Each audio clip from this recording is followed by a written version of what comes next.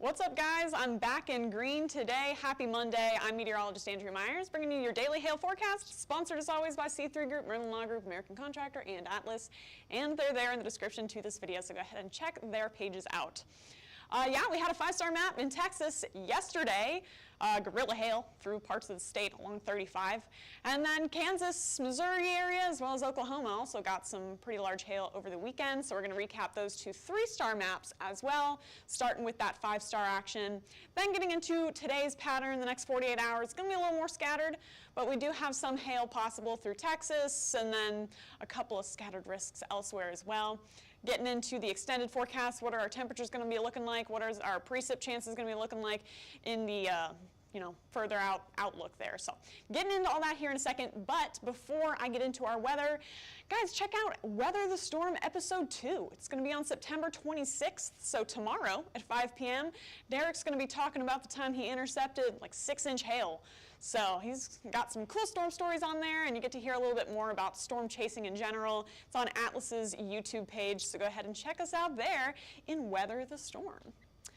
Now getting into yesterday, though, there's all your Texas hail, some wind as well, but the most notable storm mode was hail into yesterday, and it really followed that I-35 corridor pretty well. So let's go ahead and take a look at the north half of that 5-star map up in Dallas area. So Garland got 2.5-inch hail, Waxahachie just north of that got 2 inches, and multiple rounds of hail through the, right in between DeSoto and Waxahachie there. So the Dallas area did get multiple storms tracking through, multiple chances at large hail through those swaths there. Then most notably, down in Round Rock. Round Rock stole the show yesterday with just one swath, but that's all it took. 3.75-inch hail direct hit to Round Rock. Then it moved south, doing 3-inch hail in Austin as well. So right in this purple swath, I think there's like 30,000 structures impacted with that super large hail. Got tons of pictures in there as well. You can see some of those on our stories if you check those out from earlier today, and on our Facebook page as well, of course. But all of that impacted over 360,000 homes through Texas yesterday. Max hail size was 3.75 inches from that Round Rock swath. So some pretty good action down in Texas. I'm sure you guys are excited for the fall storm season if you're a roofer. And I mean, if you're a resident out there, now's the time to be paying extra attention to your weather. So, whichever way you want to look at it. But either way, this storm map is accessible if you look up Georgetown, Round Rock, Austin, Richardson, Garland, Texas hail. And if you go ahead and get yesterday's map, again, you get every single map that occurred across the nation on that day, so kind of a good deal there. You can scan the QR code up above me, click the link in the description if you want access to this map and our other storm mapping products. But that's our 5-star from yesterday.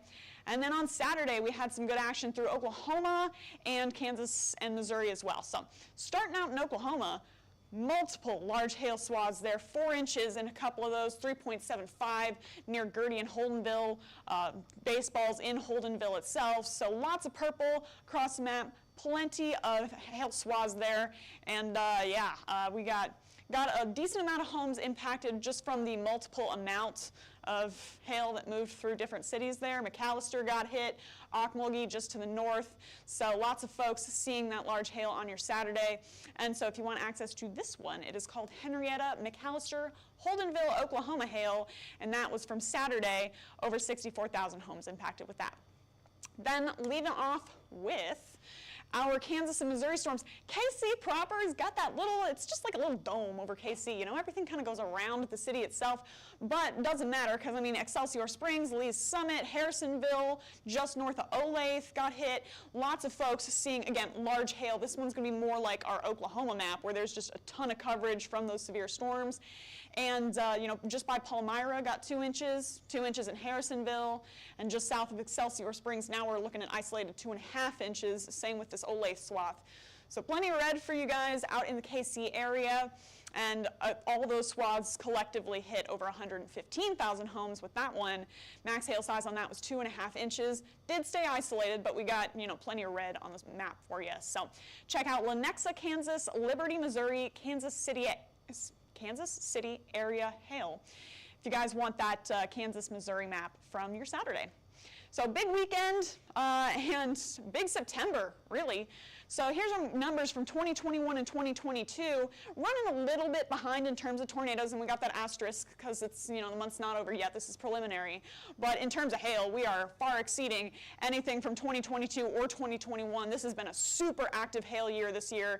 Our mapping team has been really busy, kept them up a lot. So 378 hail reports so far this September, beats 2022 by about 150 hail reports, and over 100 over 2021. So blowing those numbers both out of the water, starting out this potential fall severe season that we tend to get towards the end of the year here. So we'll see what October has to hold.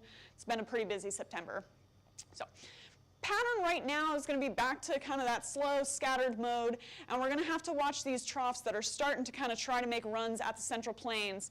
This one looks like it's going to be kind of similar to this weekend, where it dips down on Saturday, tries to rush into the central U.S. by the beginning of next week. This one could also produce some pretty good severe weather, but for now, the pattern out ahead of it is kind of diffuse, and we just got a few shortwave troughs here and there. So those could potentially get us some severe weather, but again, going to stay pretty few and far between, lower end on the risks. So today's risk is through southern Texas as well as Florida.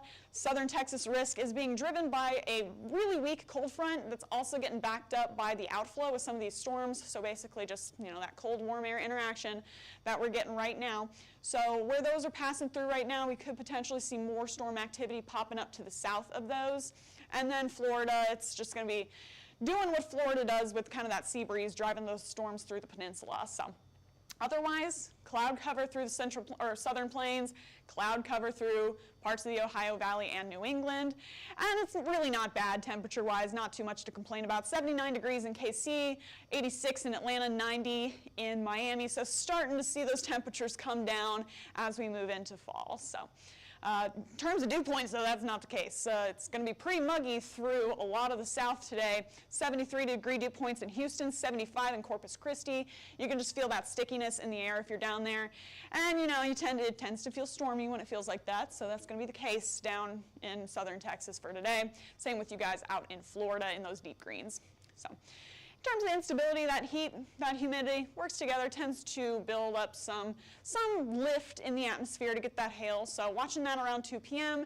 And then once storms form, it's going to kind of eat away at that, take away some of that instability. It kind of just uses it up, basically. And so we'll see that start to simmer down overnight.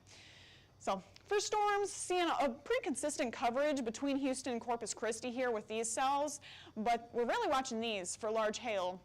So around 6 p.m., see a couple of those popping up through the Del Rio area, and then they're kind of popcorn throughout the region today and tonight, sinking south as they do. So some hail associated with that, and then across the Florida Peninsula, seeing storms popping up by around 5 p.m. through the central part of the state, like Miami. If you're around the Gainesville area, I guess, there along I-75. Could potentially see some hailers starting to pop up, and then they should track up to the northeast through the evening and overnight. Should be seeing a clearer night, possibly some showers moving in on the west coast of Florida for the early morning. So hail and wind-wise, we're going to have pretty similar risks here. Could potentially see ping-pong to golf ball size stones with those isolated cells popping up near Del Rio, but it's going to be quarters to $half for most everybody else. And since it's pretty scattered, got to keep y'all on the low end for Texas as well as Florida if you're in between Melbourne and Miami today. Then in terms of wind, could potentially see some gusts up to 60 miles an hour, and now we're pulling that all the way through Houston and parts of southern Louisiana with those clusters of storms out near the Gulf Coast there. Still a low end on the risk, but again, you could potentially get some high winds if you're anywhere in either of these highlighted areas for today through tonight. Then into tomorrow, should see a pretty quiet morning through West Texas by around 2 p.m. Potential to see some storms popping up through far west Texas as well as New Mexico there. And then we'll see coverage and intensity start to increase with those storms through the afternoon and evening, diving south through the overnight. Any of those could potentially produce high winds as well as hail, but that messy storm mode's not really going to pose much of a tornado threat for tomorrow. Then out in the Ohio Valley, that's going to be our other risk area for tomorrow. Could potentially see those storms popping up around 4 p.m. through like the Springfield, Peoria area all the way east into Indy. And then as they move off to the east, you're going to see more popping up behind it. And again, just kind of popcorning those storms through that area into tomorrow afternoon, evening, and overnight. So could see some hail, quarters to $50 for both of you. So Clovis all the way down into Del Rio, westward into El Paso, Texas, could potentially get that hail. And then, central Missouri all the way eastward now into Indy could also see quarters to $50 and some high winds in both of those highlighted areas. Then for your Wednesday, moving into then, low res model here, but showing some storms popping up through Kentucky, Ohio, and Indiana by around 5 p.m. and pushing off to the east very slowly. Could see some storms in there, produce any severe modes at this point, and we'll update you on your Wednesday for what that's going to look like. But basically, if you're in Cincy, Louisville, Columbus, Indianapolis, could potentially get some severe weather for your Wednesday afternoon and evening. So come back tomorrow and we'll update you guys on what risks we're looking at. But gonna leave you guys with the extended outlook for rain and temperature. Right now, looking like it's gonna stay pretty dry across pretty much the whole eastern third of the U.S. here. Staying pretty dry out there, and then a little bit more rain than average for this time of year for a lot of the Rocky Mountain West and Central Plains, and that's going to run between September 30th and October 4th, so kind of the end of this week through the beginning of next. So watching that as that trough swings through, and I mean, again, that could spit some rain out through the Central Plains. And then that's going to do the same. It's going to kind of have the same impact on temperatures. Trough swings through, brings down that cooler air, gives us a chance of being cooler than normal for the western half of the U.S. And then before it runs through, we could potentially see some warmer than normal temperatures if you guys are pretty much from Texas all the way up into New England for the end of this week, beginning of next. So we're going to watch that pattern, see what this week's pattern does with that scattered trough and moving through, and then, the big one potentially this weekend. We'll update you guys on what's going on. You can follow us on YouTube, Facebook, Instagram, Twitter, and TikTok. Hit See First on Facebook so you never miss a live video, and smash that subscribe button everywhere else. And then if you want to get in contact with us, you can give us a call at 855-334-4245. Email us at info@hailtrace.com or check out hailtrace.com for more details. And we'll be back tomorrow to let you guys know what's going on with your severe weather through the rest of this week. But for now, I'm meteorologist Andrea Myers. Thanks for watching.